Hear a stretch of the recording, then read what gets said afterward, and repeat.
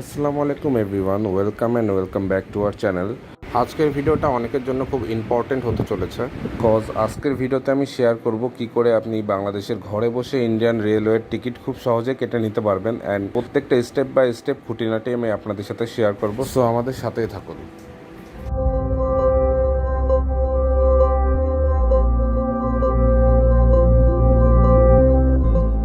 তো প্রথমে আমি একটা ব্রাউজার ওপেন করে নিলাম অ্যান্ড এখানে সার্চ মারলাম IRCTC নাম লিখে। তো সার্চ মারার পর একদম প্রথমে যে ওয়েবসাইটটা আসবে আপনি এখানে দেখে নেবেন irctc.co.in যে ওয়েবসাইটটি, সেটা ওপেন করবেন। ওপেন করার পর এরকম একটা ইন্টারফেস আসবে। এটা হচ্ছে ইন্ডিয়ান রেলওয়ের অফিসিয়াল ওয়েবসাইট। টিকিট পারচেস করতে গেলে প্রথমে আপনাকে রেজিস্ট্রেশন করতে হবে, তো আমি ক্লিক করলাম রেজিস্টারে। প্রথমে যে পেজটি ওপেন হবে এটি হচ্ছে বেসিক ডিটেলস। এখানে আপনার বেসিক ইনফরমেশানগুলো দিতে হবে, ইউজার নেম, পাসওয়ার্ড, এই টাইপের ইনফরমেশানগুলো। আপনি এখানে যে ইউজার নেমটি বসাবেন সেটি অবশ্যই ইউনিক হতে হবে। আমি এখানে ইউনিক একটা ইউজার নেম বসিয়ে নিলাম। এরপর পাসওয়ার্ড সেট করতে হবে। আপনারা খেয়াল করলে দেখতে পারবেন এখানে পাসওয়ার্ডের একটা রিকোয়ারমেন্ট আছে, যেটা মিনিমাম 8 ক্যারেক্টার থেকে 15 ক্যারেক্টার হতে হবে। আর পাসওয়ার্ডটার মধ্যে অবশ্যই একটা ছোট হাতের আর একটা বড় হাতের অক্ষর থাকতে হবে, আর অবশ্যই কোনো নাম্বার থাকতে হবে। সো পাসওয়ার্ড সেট করার সময় অবশ্যই আপনারা এই রিকোয়ারমেন্টটা মাথায় রাখবেন। পাসওয়ার্ড সেট করার পর এখানে আমি ল্যাঙ্গুয়েজ থেকে ইংলিশ সিলেক্ট করে নিলাম। সিকিউরিটি কোশ্চেন সেকশনে এখানে অনেক টাইপের সিকিউরিটি কোশ্চেন আছে, তার মধ্যে আপনি আপনার ইচ্ছা মতো যে কোনো একটা কোশ্চেন সিলেক্ট করে নিতে পারেন।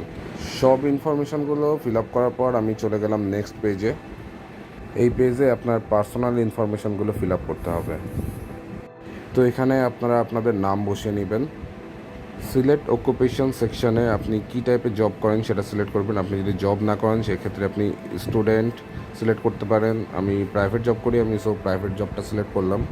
দেন এখানে আপনাকে সিলেক্ট করতে হবে আপনার ডেট অফ বার্থ। আমি আমার ডেট অফ বার্থটা সিলেক্ট করে নিলাম। দেন এখান থেকে আপনার ম্যারিটাল স্ট্যাটাসটা সিলেক্ট করে নেবেন। দেন মোস্ট ইম্পর্ট্যান্ট বিষয়, আপনি কোন দেশের নাগরিক সেটা সিলেক্ট করবেন। আমি যেহেতু বাংলাদেশের নাগরিক, সো আমি বাংলাদেশ সিলেক্ট করলাম। আর এখানে বাংলাদেশ সিলেক্ট করার একটা কারণ হচ্ছে আমি যাচ্ছি যে আমার বাংলাদেশি নাম্বার দিয়ে রেজিস্ট্রেশন করতে, সো আমি বাংলাদেশ সিলেক্ট করে নিলাম। দেন আমি এখানে জেন্ডার সিলেক্ট করার পর আমি আমার ইমেলটা বসিয়ে দিলাম। এখানে ইমেল আইডিটি অবশ্যই ভ্যালিড হতে হবে। আমি যেহেতু চাচ্ছি আমার বাংলাদেশি নাম্বার থেকে রেজিস্ট্রেশন করতে, সো আমি এখানে এখানে আমি আমার বাংলাদেশের আইএসডি কোডটি বসাবো। দেন মোবাইল নম্বরটি বসাবো। আর একটা জিনিস মাথায় রাখতে হবে, আপনি যখন বাংলাদেশি মোবাইল নম্বর থেকে রেজিস্ট্রেশন করবেন তখন এখানে আপনার এক্সট্রা একটা 100 রুপি প্লাস জিএসটি অ্যাড হবে। সেটা আপনার 116 থেকে 17 রুপির মতো কস্ট পড়বে আর কি। আরেকটা বিষয় খেয়াল রাখতে হবে, মোবাইল নম্বর বসানোর সময় এখানে জিরোটা বাদ দিয়ে বসাতে হবে। দেন আমি আমার ন্যাশনালিটি বাংলাদেশ সিলেক্ট করে দিলাম।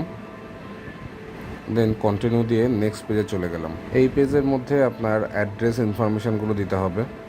সো আমি এক এক করে আমার অ্যাড্রেস ইনফরমেশানগুলো দেওয়া শুরু করলাম। এই পিনকোড সেকশনটার মধ্যে আপনাকে আপনার জিপ কোডটি বসাতে হবে। সব ইনফরমেশানের শেষে এখানে আরেকটি ঘর আছে, copy residence to office address. আপনি যদি আপনার অফিসের আলাদাভাবে অ্যাড্রেস দিতে চান সেক্ষেত্রে এখানে নো সিলেক্ট করে আপনি ইনফরমেশানগুলো বসাতে পারেন। আর যদি ইয়েস দেন তো আগের অ্যাড্রেসটাই আপনার অফিস অ্যাড্রেস হিসেবে কাউন্ট হবে। সো সব ইনফরমেশানগুলো সঠিকভাবে দেওয়ার পর নিচে ক্যাপচার একটি ঘর থাকবে, সেখানে আপনি ক্যাপচারটা দেখে সঠিকভাবে টাইপ করবেন। দেন এখানে টিক মার্ক দিয়ে রেজিস্টার অপশানে ক্লিক করবেন। দেন আপনার এখানে একটা কনফার্মেশন মেসেজ যাবে যে আপনার এই জিমেল, এই মোবাইল নম্বরে আপনার কোড যাবে। আপনার সব ইনফরমেশান ঠিকঠাক থাকলে আপনি ওকে করবেন। দেন এই পেজটায় আসবে। এই পেজে আপনি দেখতে পাচ্ছেন এখানে আপনার অ্যাকাউন্টটি সাকসেসফুলি রেজিস্টার হয়েছে। আর এখানে আপনার অ্যাকাউন্টের ইউজার নেমটি শো করবে, এই যে আপনার ইউজার নেম, যেটি আপনি কালেক্ট করে রাখবেন, যেটি আপনার পরে কাজে লাগবে। দেন এখানে আপনার ইমেল অ্যাড্রেসটি শো করবে। আপনার সব ইনফরমেশান ঠিকঠাক থাকলে এই যে এখানে click here two log in and active your account, এখানে ক্লিক করবেন। ক্লিক করার পরে লগ ইন পেজটি আসবে। এখানে আপনি আপনার ইউজার নেমটি বসে নেবেন আর আপনার পাসওয়ার্ডটি টাইপ করবেন। পাসওয়ার্ড বসানোর পর নিচের ক্যাপচা ঘরে ক্যাপচাটি দেখে টাইপ করবেন। দেন সাইন ইনে ক্লিক করলে এরকম একটা পেজ আসবে। এখানে আপনারা দেখতে পাচ্ছেন মেক পেমেন্টের একটা অপশন আসবে। যেহেতু আমি বাংলাদেশি নাম্বার সিলেক্ট করেছি সেজন্য আমাকে একটা চার্জ দেওয়া লাগবে। তো আমি এখান থেকে কার্ড সিলেক্ট করে নিব। এখানে দেখেন international domestic credit and debit card একটা অপশন রয়েছে, আমি সেটা সিলেক্ট করলাম। অ্যান্ড সিলেক্ট করে এখান থেকে মেক পেমেন্টে ক্লিক করব। মেক পেমেন্টে ক্লিক করার পর এখান থেকে নতুন একটা পেজ ওপেন হবে। সেখানে আপনার কার্ডের ইনফরমেশানগুলো দিতে হবে, আর যে কার্ডের ইনফরমেশান দেবেন সেটি অবশ্যই ডুয়েল কারেন্সির কার্ড হতে হবে অ্যান্ড ডলার অ্যাভেলেবেল থাকতে হবে। এখানে আপনি আপনার কার্ডের ইনফরমেশানগুলো দিয়ে পে বোতামের উপর ক্লিক করলে দেখবেন পেমেন্টটি কমপ্লিট হয়ে গিয়েছে আর নতুন একটি পেজে আপনাকে নিয়ে যাবে। এই পেজে আসার পর আপনার মোবাইল নাম্বার আর ইমেলটা ওটিপি দিয়ে ভেরিফাই করতে হবে। তো আপনি যখন মোবাইল নাম্বারের নিচে এই যে ভেরিফাই মোবাইল উইথ ওটিপিতে ক্লিক করবেন, তখন আপনার ফোনে একটা ওটিপি আসবে, সেই ওটিপিটা এখানে বসাতে হবে। ওটিপিটা বসানোর পর সাবমিট দ্য ওটিপি কোডে ক্লিক করতে হবে। ঠিক একইভাবে আপনার ইমেলটাও ওটিপি দিয়ে ভেরিফাই করতে হবে। আপনি এখানে ইমেলে ঢুকে দেখতে পারবেন যে আপনার ইমেলে একটা ওটিপি গিয়েছে, সেই ওটিপিটা এখানে বসিয়ে একইভাবে সাবমিট দ্য ওটিপি দিলে ওটিপিটা সাবমিট হয়ে যাবে অ্যান্ড ইমেলটা ভেরিফাই হয়ে যাবে। অনেক ক্ষেত্রে একটা ঝামেলা হয় যে আপনার বাংলাদেশি নাম্বারে ইন্ডিয়ান ওটিপি আসে না বা আসতে চায় না। সো এটার একটা সলিউশন আছে, সেই সলিউশনটা আজকে আমি আপনাদের বলে দিব। ওটিপি না আসলে আপনারা এখান থেকে চলে যাবেন কন্টাক্টস, এখানে ক্লিক করবেন। এখানে ক্লিক করার পর বেশ কিছু ইমেল অ্যাড্রেস আপনারা দেখতে পারবেন। এই যে এখানে খেয়াল করে দেখতে পারবেন customercare@sbicard.com যে ইমেলটি আছে, এই ইমেলে একটা মেল পাঠাবেন। মেলটায় পাঠাবেন এভাবে যে আপনি আপনার পেমেন্টটা কমপ্লিট করেছেন, আপনার ইমেল ওটিপিও গিয়েছে, ইমেলটাও ভেরিফিকেশন হয়েছে, বাট ফোনের যে ওটিপি সেই ওটিপিটা আসছে না, সে কারণে আপনি আপনার অ্যাকাউন্টে ভেরিফিকেশন করতে পারছেন না। এই ইনফরমেশনগুলো আর আপনার ইউজার নেমটি লিখে ওদের একটা মেল পাঠাবেন। দেখবেন কয়েক ঘন্টার মধ্যে ওরা আপনাকে একটা রিপ্লে মেল দিবে। রিপ্লে মেলে আপনাকে ওটিপিটা পাঠিয়ে দিবে এবং ওরা গেটওয়েটা ওপেন করে দিবে। আপনার ফোনেও তখন ওটিপিটা পাবেন। দেন ওটিপি দিয়ে ইমেল আর মোবাইল নাম্বারটা ভেরিফিকেশন হলে আপনি আপনার অ্যাকাউন্টটা লগ আউট করে আবার লগ ইন করবেন। আমার যেহেতু আগে থেকে একটা অ্যাকাউন্ট কমপ্লিট করা ছিল, সো আমি সেই অ্যাকাউন্টে লগ ইন করলাম। লগ ইন হওয়ার পর এরকম একটা ইন্টারফেস আপনাদের সামনে চলে আসবে। এখান থেকে আপনারা আপনাদের টিকিট এখন বুক করতে পারবেন। সো আপনারা কীভাবে টিকিট বুক করবেন সেটা ডেমো হিসাবে আমি আপনাদের এখন একটা টিকিট বুক করে দেখাচ্ছি। ধরুন আপনি কলকাতা থেকে চেন্নাই যাবেন। সো আমি এখানে ফার্স্টে কলকাতা সিলেক্ট করে নিলাম, কলকাতা হাওড়া, আর যাব হচ্ছে চেন্নাই। সো আমি চেন্নাই সিলেক্ট করলাম। এখানে আমি চেন্নাই সেন্ট্রাল, যেটা এমজিআর চেন্নাই সিটিএল, সেটা সিলেক্ট করে নিলাম তামিলনাড়ুতে। এখান থেকে অল ক্লাস থাকলো, আর এখানে একটা অপশন রয়েছে কোটা। আপনি general quota, ladies quota, lower berth, duty pass, even foreign ট্যুরিস্টের জন্য কোটা সিলেক্ট করতে পারবেন। আমি ফরেন ট্যুরিস্ট সিলেক্ট করলাম না, কারণ ফরেন ট্যুরিস্টের প্রাইসটা একটু বেশি থাকে। সো আমি জেনারেল দিয়ে সার্চ দিলাম। এই যে আপনারা দেখতে পাচ্ছেন এখানে বিভিন্ন কোচগুলো শো করছে, যেমন এটা হচ্ছে করমণ্ডল এক্সপ্রেস। এই যে নিচে এখানে এইগুলো সিটের ক্যাটাগরিজগুলো শো করছে, sleeper, AC3 economy, AC3 tier, AC2 tier. So আমি সার্চ মারলাম, সাপোজ এসি ফার্স্ট ক্লাসের জন্য। দেখেন এখানে কোনো টিকিট কিন্তু নেই, ওয়েটিং লিস্ট, সবগুলো ওয়েটিং লিস্টে আছে। 22 তারিখ পর্যন্ত কোনো টিকিট নেই। দেন AC2 টায়ারে গেলাম, AC2 টায়ারে এখানেও কোনো টিকিট নেই। দেখেন 22 তারিখ পর্যন্ত সবগুলো ওয়েটিং লিস্টে। সো আপনি হচ্ছে ওয়েটিং লিস্ট থাকা মানে আপনি ওয়েটিংয়ে থাকবেন, যদি কোনো টিকিট ফাঁকা হয় সেটাই আপনি পাবেন। আমি আরেকটি কোচে সার্চ করলাম, এগুলো তো সবগুলো সেম অবস্থা, টিকিট একটা তো অ্যাভেলেবেল নেই।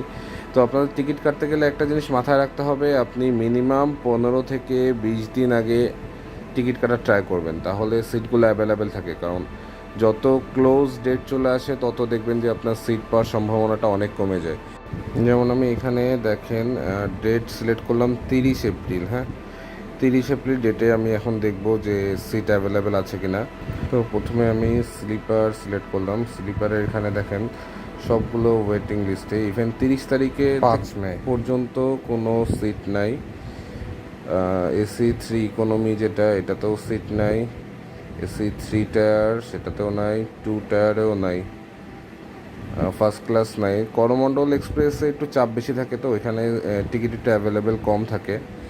তো আমি আরেকটি ট্রেন দেখব, এটা হচ্ছে আপনার শালিমার ম্যাস SF স্লিপার। এটাতে আচ্ছা এখানে দেখা যাচ্ছে আপনার 28 মেতে অ্যাভেলেবেল আছে 25টা সিট, 21 মেতেও আপনার সিট অ্যাভেলেবেল নেই।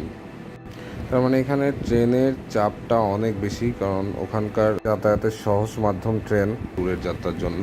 সো ট্রেনের চাপটা অনেক বেশি থাকে। যে যেটা 3 টায়ারে 7 মেতে কিছু অ্যাভেলেবেল আছে, 7 মে থেকে।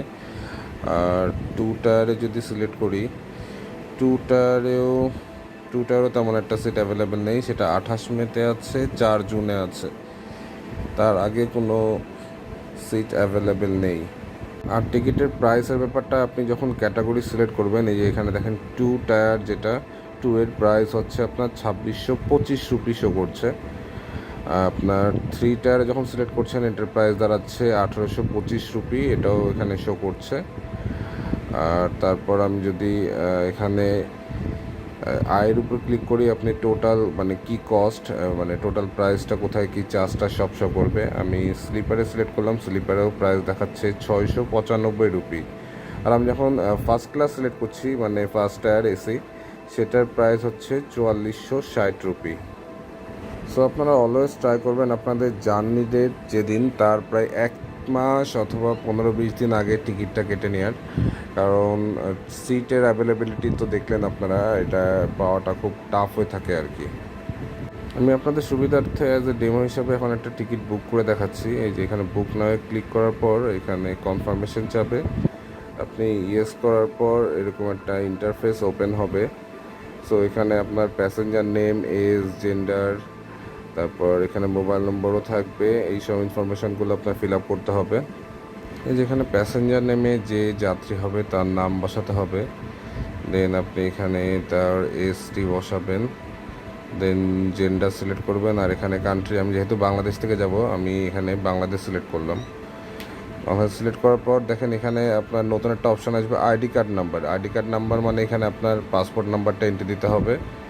আর এখানে আপনি প্রেফারেন্স মানে কোন বাথে যেতে যাচ্ছেন, আপার না লোয়ার না মিডিল, কোনটা যেতে যাচ্ছেন সেই বারটা সিলেক্ট করতে হবে।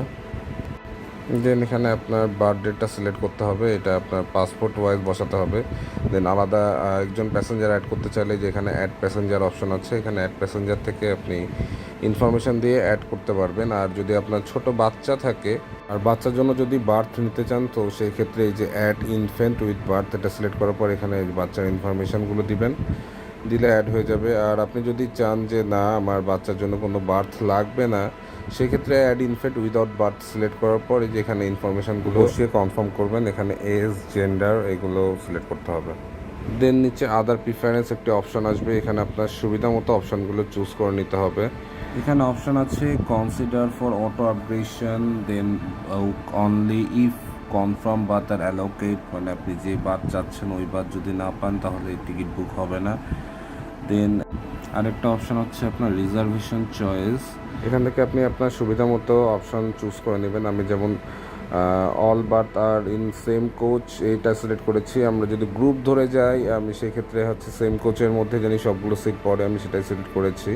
আর প্রেফার কোচ নাম্বার, আমার কোচ নাম্বার ঠিক জানা নেই, সেজন্য আমি এটা সিলেক্ট করে নিই। এরপর পেমেন্ট অপশানে এসে পেমেন্ট দো ক্রেডিট অ্যান্ড ডেবিট কার্ড, এই অপশানটা আমি সিলেক্ট করলাম। সিলেক্ট করার পর আমি কন্টিনিউ ক্লিক করলাম। কন্টিনিউ ক্লিক করার পর এখানে একটা পপ আপ মেসেজ এসেছে, এখানে লেখা আছে যদি আপনি ফরেনার হয়ে থাকেন সেই ক্ষেত্রে আপনার সেম পাসপোর্টটি আপনার সাথে ক্যারি করতে হবে। আমি ওকে করার পর এখানে নতুন একটা ইন্টারফেস ওপেন হলো, এখানে আপনার ট্রেনের ইনফরমেশান, ট্রেনের কোচ নাম্বার সবগুলো শো করছে। আমি সব ইনফরমেশানগুলো সঠিকভাবে চেক করার পর এখানে ক্যাপচা বসিয়ে কন্টিনিউতে ক্লিক করলাম। কন্টিনিউতে ক্লিক করার পর এই যে এখানে পেমেন্টের বিভিন্ন অপশন চলে এসেছে, আপনি এখান থেকে কোন গেটওয়েতে পেমেন্ট করবেন সেটা সিলেক্ট করতে হবে। আমি এখান থেকে মাল্টি পেমেন্ট সার্ভিস সিলেক্ট করে এখানে যে সবার নিচে এখানে ইন্টারন্যাশনাল ডোমেস্টিক কার্ড যেটা আছে সেটা সিলেক্ট করলাম। এখান থেকে এই অপশনটি সিলেক্ট করার পর এখান থেকে পে অ্যান্ড বুকে ক্লিক করলাম। করার পর নতুন একটা ইন্টারফেস ঠিক আগের মতো ওপেন হলো, এখানে আপনার কার্ড ডিটেলস বসাতে হবে। কার্ড ডিটেলস বসানোর পর আপনি পে ক্লিক করলে নতুন একটা ইন্টারফেস ওপেন হবে। পেমেন্ট কমপ্লিট হলে এরকম একটা ইন্টারফেস ওপেন হবে, এখানে আপনার টিকিটের টোটাল ইনফরমেশানটা শো করবে। এখানে ইভেন আপনার মেলও একটি টিকিটের কপি চলে যাবে, আপনার ফোনেও একটি মেসেজ চলে আসবে। এখান থেকে প্রিন্ট আইকনের উপর ক্লিক করলে আপনার একটা টিকিটের প্রিন্ট কপিও চলে আসবে আপনার কাছে, আর এটাই প্রিন্ট করে আপনার সাথে রাখতে হবে, আপনার মেইন টিকিট অ্যাকচুয়ালি এটাই। আর এইভাবেই আপনি খুব সহজেই আপনার কাঙ্ক্ষিত টিকিটটি নিজেই ঘরে বসে কেটে নিতে পারবেন। তো সম্পূর্ণ ভিডিও দেখার জন্য ধন্যবাদ, আপনাদের জার্নি শুভ হোক। আজকের ভিডিও এ পর্যন্তই। আল্লাহ হাফেজ।